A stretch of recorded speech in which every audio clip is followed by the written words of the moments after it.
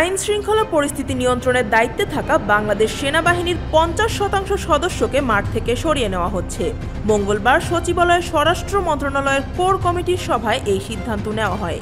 সেনা সদর প্রধান উপদেষ্টার দপ্তরে অনুমতির জন্য চিঠি পাঠায়। এরপর স্বরাষ্ট্র মন্ত্রণালয় সশস্ত্র বাহিনী বিভাগকে লিখিতভাবে জনবল প্রত্যাহারের নির্দেশ দেয়।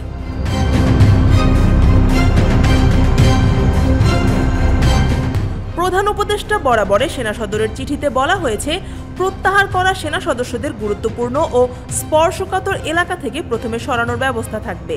স্বরাষ্ট্র মন্ত্রণালয় জানিয়েছে, দেশের বিভিন্ন স্থানে আইন শৃঙ্খলা, নিরাপত্তা ও সাধারণ জীবনযাত্রার স্বাভাবিকতা বজায় রাখতে স্থানীয় প্রশাসন ও পুলিশের সঙ্গে সমন্বয় করা হবে।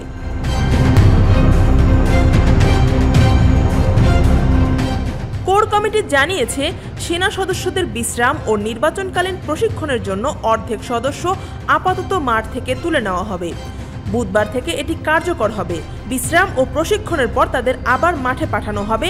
বাকিরাও পর্যায়ক্রমে বিশ্রাম ও প্রশিক্ষণ নেবে।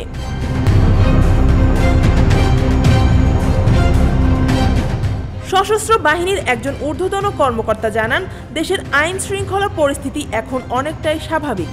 পুলিশের সক্ষমতা ও মাঠ পরিস্থিতি পর্যালোচনার জন্য এই পদক্ষেপ নেওয়া হচ্ছে।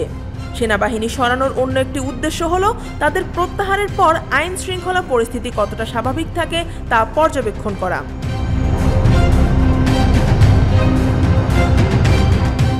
দীর্ঘ সময় মাঠে থাকা সেনাবাহিনী জটিলতা তৈরি করেছিল। তবে আগামী ত্রয়োদশ জাতীয় সংসদ নির্বাচনের সময় মাঠে সেনা মোতায়েন থাকবে।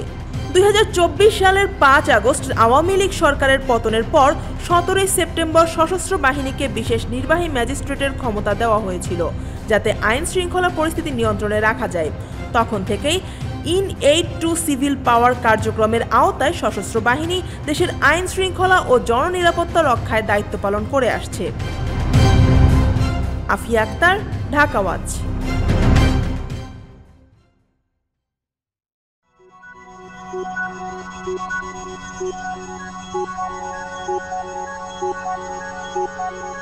Thank you.